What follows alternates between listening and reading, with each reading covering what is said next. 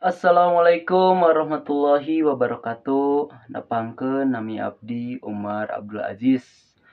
Abdi di dieu bade macakeun salah sahiji sajak anu judulna teh Tukeran Ieu Sajak karya Yus Rusyana.